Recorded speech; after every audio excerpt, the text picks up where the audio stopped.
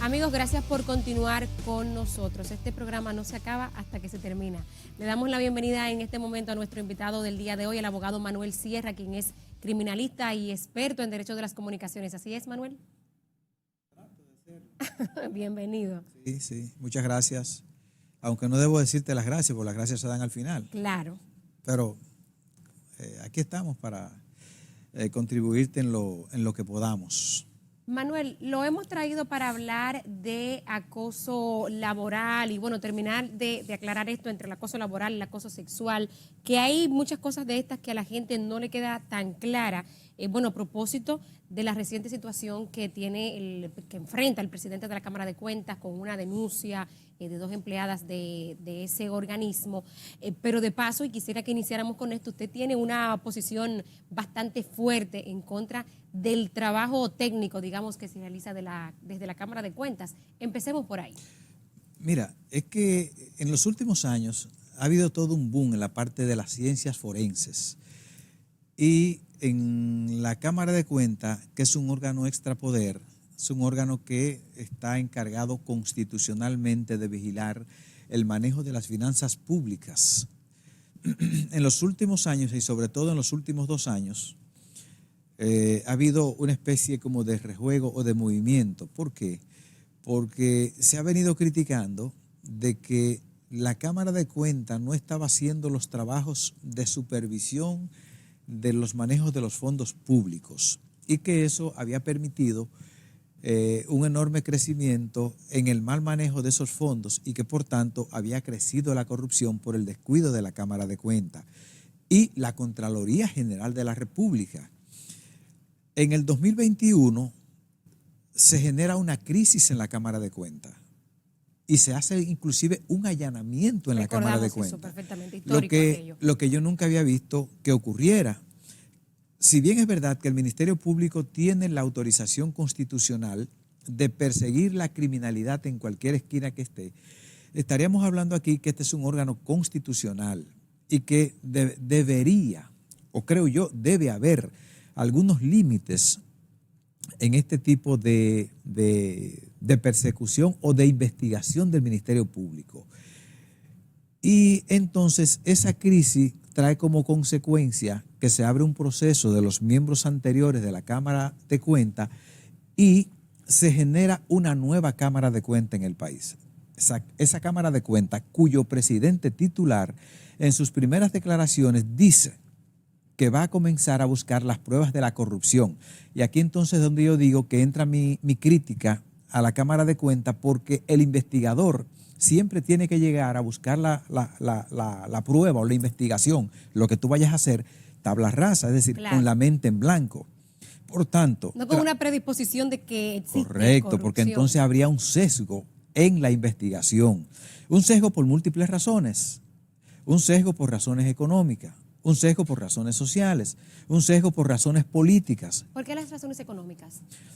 Porque todo el que llega ahí llega para trabajar y quiere preservar su cargo. Te decía que puede ser un sesgo por razones políticas, porque los que llegaron, si bien algunos de ellos no tenían una participación política destacada, no es menos cierto que fueron elegidos por políticos y es posible que no hayan sido electas estas personas por sus conocimientos, por sus dotes, por su parte científica, no, por un asunto de vinculación política. Entonces, esa vinculación política de alguna forma obligaría a quienes están ahí a tener algún tipo de desprendimiento hacia ese lado político. ¿Le parece que está siendo así? Particularmente. Creo que hay parte de eso, porque lógicamente en la República Dominicana no se estila que se haga mucha carrera y que se escoja a la gente en función de sus conocimientos, sino en función de los vínculos amistosos o de los vínculos políticos y económicos que tú puedas tener con un grupo X. Entonces, yo creo que esa Cámara de Cuentas, fruto de que llega por una crisis y que los auditores que llegan en esa Cámara de Cuentas o complacen al Ministerio Público que había hecho unos allanamientos a la Cámara anterior por temor, para no sufrir las mismas consecuencias, y lo peor, que no se haya hecho una investigación, porque entonces habría un sesgo en la investigación. Entonces yo creo que hay parte de eso, porque lógicamente los investigadores siempre tienen que llegar a buscar las pruebas de la corrupción y que por tanto habría un sesgo en la investigación. también esos auditores tendrían miedo a la opinión pública para que no le dé los mismos fuetazos que le dio a los miembros de la Cámara de Cuenta anterior. Por tanto, mi tesis es que esta Cámara de Cuenta ha llegado bajo una crisis con un presidente que es el que tiene el control y mando frente al resto de los 4 miembros y que sus primeras declaraciones son de alguna forma no muy objetivas. Y los miembros de la Cámara de Cuentas tienen que ser personas independientes y objetivas como lo es un juez. Y si el presidente de la Cámara de Cuentas, que es el que elige las comisiones, que es el que elige el resto de los auditores para hacer las auditorías, dice en sus primeras declaraciones que está buscando las pruebas de la corrupción, es evidente que dentro del grupo de auditores que elige es posible que haya elegido los que llegan con él o sean los más simpáticos a él. Claro, por a su tanto, posición. mi posición es que esa Cámara de Cuentas también adolece de elementos de calidad moral para hacer investigaciones con todo lo que tiene que ver con corrupción, por las razones que ya te dije, o por razones, sesgos económicos, sesgos por miedo a la opinión pública o sesgos por razones políticas. Y yo creo que hay de todo un poco en esa Manuel, Cámara de Cuentas. Este boom de las ciencias forenses y de las investigaciones del que habla, además de que puede estar motivado quizá por este afán de este organismo de quitarse, digamos, esa impresión de que la corrupción se generó por su falta de trabajo, ¿le atribuye alguna otra razón a ese boom de las ciencias forenses y la investigación en este momento o en los últimos años? Pero no solamente ocurre en la República Dominicana. De hecho, a raíz de los atentados del tren de Atocha en España, el FBI es el organismo que pide el gobierno español que le ayude a realizar las investigaciones. Y resulta que el FBI cometió un gravísimo error en la investigación que generó que el presidente norteamericano, Barack Obama, en ese momento, produjera y obligara a unos organismos que tienen que ver con los laboratorios en las investigaciones norteamericanas a que cambiaran toda la política. Y por tanto, eso ha generado todo un movimiento al extremo de llegar a producir toda una directiva, como lo dicen los europeos, los americanos le dicen, se llama esa investigación el Nash Report 2009, es decir, un movimiento que modificó todo el estándar probatorio hasta ese momento en los Estados Unidos por una sencilla razón. Donde se produce el atentado del tren, aparecen una botellita plástica, en esa botellita plástica aparecen unas huellas dactilares, esas huellas dactilares el FBI las somete en el banco de datos que tiene con más de 50 millones de huellas dactilares en Estados Unidos y resulta que aparecen 40 personas con huellas dactilares similares. Vaya, eso es el AFIS o AVIS, ¿cómo se llama el sistema este famoso? Pero bueno. Nash Report es que ellos le llaman. Y después se producen otras sentencias, el caso Dauber también. O sea, y te va modificando todo esto. Entonces resulta que esa huella, entre los 50 personas que son similares, se le indilga a un ciudadano americano, a un abogado americano, por cierto. Y entonces resulta que el abogado americano nunca había viajado a España. Por tanto, es ilógico que él sea el dueño de la huella dactilar que aparezca en los atentados del tren de Atocha. Claro. Resulta entonces que los investigadores americanos, por los sesgos cognitivos primarios que tenían, no se dejaron llevar de la parte científica y arribaron a unas conclusiones bajo el entendido de que ese abogado americano vivía con una ciudadana que practicaba la religión de Medio Oriente, que iba a una iglesia de Medio Oriente, que su mujer era de Medio Oriente y que había defendido a unos grupos vinculados a actos terroristas en Estados Unidos que también era de Medio Oriente. Pues entonces, partiendo de esos sesgos, arribaron los investigadores americanos a la conclusión de que ese abogado era la persona que había participado por lo menos en el equipo del atentado de tren de Atocha. Los españoles dijeron que no. Aunque no hubiese viajado al país. Correcto, ahí fue la discusión. Claro. Finalmente los españoles terminaron diciendo que había sido un ciudadano senegal el que sí había estado vinculado al atentado del tren de Atocha. Por tanto, eso llevó a que el sistema americano y el gobierno americano produjera toda una revolución en el sistema investigativo.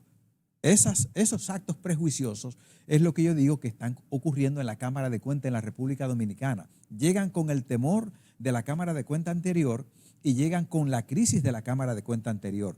Y sobre todo, que han hecho una auditoría a fines forenses cuando la ley ¿Se refiere de a cámara de alguna en cuenta, específico? no, la auditoría, casi todas, pero específicamente la auditoría que tiene que ver con el caso mal llamado Medusa, que a mí no me gusta llamar casos por nombre porque eso conllevaría una discriminación de los investigados y rompe un poco con la dignidad del ser humano, que aunque tú estés sometido a un proceso, no importa cuál sea, aunque haya atentado contra el Papa, el ser humano no pierde su dignidad. Pero a ver, antes de hablar del nombre y de su opinión, ¿me decía de esta auditoría específica de este caso? Claro, te decía que esta auditoría que se ha hecho, dice el Ministerio Público a fines forenses, pero que la ley de Cámara de Cuentas no habla de auditorías forenses, habla de auditorías y habla de auditorías especiales. Por tanto, el Ministerio Público habla de una auditoría forense cuando no existe en la ley. Estaría entonces el Ministerio Público en algún momento, y se va a reflejar en el fondo de estos procesos, incurriendo en una violación del principio de legalidad. ¿El Ministerio Público o la Cámara de Cuentas, digamos, por elaborar estas llamadas auditorías forenses? No, la Cámara de Cuentas ha seguido diciendo que ha hecho una auditoría especial, pero resulta que esto es una auditoría a fines penales porque la Cámara de Cuentas tiene que respetar el debido proceso de ley y no lo ha hecho. Y no lo ha hecho. Entonces, la violentación del debido proceso es de carácter constitucional, más que procesal, o sea, fundado en el texto procesal, es de carácter constitucional. Y eso, eventualmente, pudiese dar, desde mi óptica, algunos niveles de nulidad de esas investigaciones. Máxime, porque esta ley en el artículo 49 plantea la ley de Cámara de Cuentas, la 1004, que las investigaciones que hace la Cámara de Cuentas en el artículo 59 son indicios. La Cámara de Cuentas no trabaja con pruebas, trabaja con indicios. Los indicios son pequeños destellos que te conducen finalmente en una investigación a la obtención de pruebas. Y por tanto, el Ministerio Público ha presentado una acusación basado en indicios cuando la Cámara de Cuentas no trabaja con indicios. Además de eso, la Cámara de Cuentas remite al Ministerio Público los indicios para que el Ministerio Público abra una investigación y determine si hay elementos de prueba que comprometen o no. Y un elemento muy simpático. Resulta que la auditoría de la Cámara de Cuentas la depositan el día 27 de junio de este mes, del 2022, y el Ministerio Público presenta acusación el 2 de julio del 2022. 5 días después. 4 días después. 4 días después. Y yo pregunto, ni siquiera con el don de Jesucristo que pudo convertir. Pudo haber estudiado esa auditoría. No, haber convertido los indicios en prueba, claro, y haber construido 12.275 páginas, que es lo que tiene esta acusación. Pero no habrá sido solamente en base a esa auditoría. Bueno, es que esta auditoría te envuelve el plan de humanización, que es parte fundamental en la acusación del Ministerio Público. ¿Y cómo es posible que una auditoría que son indicios, apenas en 4 días, el Ministerio Público la haya convertido de indicios a pruebas y haya podido hacer una investigación de 12.275 páginas? De manera que eso, en un buen juicio, y si los jueces fuesen un poco más apegados al texto de la legalidad, esa acusación pudiese tener una sola consecuencia: la nulidad de la misma. Manuel, Así de sencillo. Para actualizar un poco a la audiencia, ¿en qué parte del proceso se está en el caso Medusa? Luego de la del grandísimo expediente de 12.000 páginas que tengo entendido pues que se lo devolvieron, digamos, al Ministerio Público. ¿Cuál es el proceso que hay que seguir ahora y el plazo que tiene, que me parece que es hasta diciembre? Bueno, estamos en un punto estamos en un punto extraño. Yo algunas veces ni logro entenderlo mucho. A ver. Pero estamos en un punto donde los imputados ahora van a comenzar a pedir sus pruebas. ¿Por qué? Porque el Ministerio Público, en la fase preparatoria, cuyos elementos probatorios, si no entorpecen la investigación, debe írselos facilitando a los imputados para que ellos se vayan a su vez preparando para cuando lleguemos a este tramo no haya que estarlo pidiendo. Correcto, no estemos ahora. Resulta que ahora va a haber que darle a los imputados la oportunidad de que ellos hagan contrapruebas o contraperitajes. ¿Y qué tiempo entonces tendrán que tener los imputados si al Ministerio Público le dieron 18 meses para que lleve a cabo una investigación? Al imputado, que es todos contra uno, porque resulta que el imputado es como fuente ovejuna, ¿verdad? Reitero, todos contra una. mientras el Estado tiene todas las agencias de la investigación, la policía, el DNI, la Cámara de Cuentas, la Contraloría General de la República, para llevar a cabo la investigación, el imputado no tiene a nadie. Si tiene un mal abogado, estaría prácticamente solo. De manera que ahí es donde el juez entra, y este es un juez de las garantías, aunque el juez dominicano no está cumpliendo con esa tarea de ser el juez de las verdaderas garantías, de ser el juez del verdadero control de la investigación que lleva a cabo el Ministerio Público. Pero bueno, el imputado ahora tiene el derecho a hacer auditorías, a hacer contrapruebas. Pero tiene que esperar primero que el Ministerio Público reintroduzca, digamos, la acusación. No, que deposite. Que deposite. Cosa extraña, que también eso debería llevar una nulidad, porque no es lo que se estila que el Ministerio Público a las 11:45 del día 2 de la noche haya depositado por ventanilla del juez de atención permanente una acusación de 12,000 y pico de páginas y no haya aportado conjuntamente con ella las pruebas. Y aportó, aparentemente, un dispositivo electrónico que ni siquiera abría. Y eso lo hizo porque no tenía las pruebas a mano. Es decir, por lo menos con eso cumplía con el plazo. No, eso es una discusión que se va a generar. El Ministerio Público no depositó la acusación con las pruebas que la sustentan. Y entonces, los precedentes que tenemos es que la acusación tiene que estar depositada con las pruebas que la sustentan.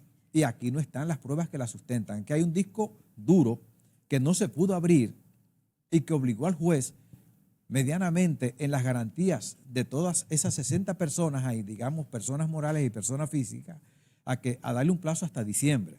Pero vamos a ver qué pasa en diciembre si esas personas han podido conseguir las pruebas para su defensa, que eso es fundamental. Vaya escenario. Manuel, nos vamos a una pausa y al regreso, en los minutitos que nos quedan, a ver cómo explicamos lo del acoso laboral y el acoso sexual. No se despeguen.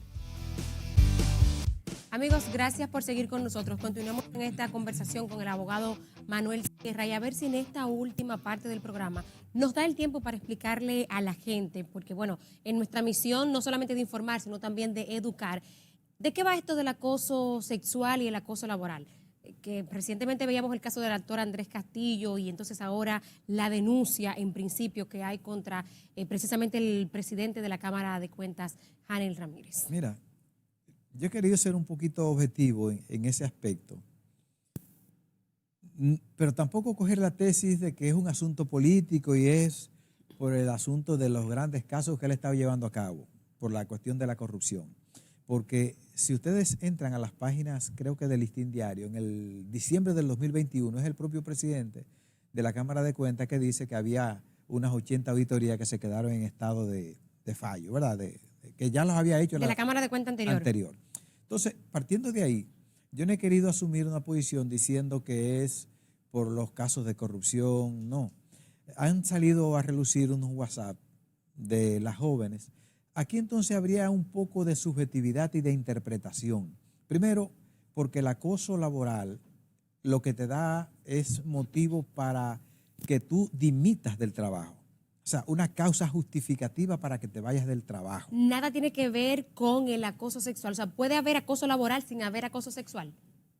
Lo que pasa es que entonces había que hacer una transmutación, ¿verdad? Una interpretación. Si lo que yo te digo, porque te pida que me trabaje, porque te salga un poco del horario, es con la finalidad de que tú entonces me acceda en otras cosas que yo te esté proponiendo. Ahí hay un poco de subjetividad. Ahora, el acoso sexual sí está contemplado en la ley 2497, que tiene que ver con la violencia contra la mujer. Que sí está tipificado penalmente, entonces. Sí, eso no así el acoso laboral. No, el acoso laboral no existe. Que no existe es una cosa, sí está contemplado, pero me explicaba usted en el aspecto de derecho laboral. No, sería para un motivo para llevarte al plano de lo laboral. Digamos, el jefe que presiona al empleado para que renuncie, por ejemplo, para que le quede más claro a la gente. Mira, ese pudiera ser acoso laboral. Es que ahí hay una parte de subjetividad, porque y algunas veces habrá unos límites muy oscuros o muy grises para tú saber si cuando yo te exijo como hombre que trabaje o que amplíe tu trabajo, es con la finalidad de que al final tú accedas a facilitarme algunas cosas de carácter sexual. Ahora, sí está contemplado en la ley 2497 el acoso sexual, que también entra en una parte de subjetividad, salvo que no haya un comportamiento, ¿verdad? unos hechos que se vayan materializando que le permita arribar a una conclusión final. Pero en ambos casos hay mucha subjetividad de por medio, independientemente de que aquí tendría el juez que romper el principio del estereotipo machista, del que es del que está cargado mucho esta sociedad, por razones culturales y razones históricas, pero que en los últimos años, casi en el mundo entero, ¿verdad?, ha venido cambiando bastante, mucho, bastante. Y en República Dominicana no somos ajenos a ese fenómeno en beneficio de la mujer, porque tradicionalmente ha sido discriminada. Manuel, se nos ha terminado el tiempo. Solo dejarle la información a la audiencia de que este caso de las dos damas que han denunciado en principio contra el presidente de la Cámara de Cuentas acoso sexual, ha dicho uno de los abogados, de los 8 abogados que tienen estas dos mujeres, que que próximamente se va a hacer una querella formal para constituirse en actor civil. Con esta información llegamos al final, Manuel. No me queda más que agradecerle haber estado con nosotros en República de la Verdad. Gracias a ti. Amigos, gracias por estar con nosotros. Será hasta la próxima.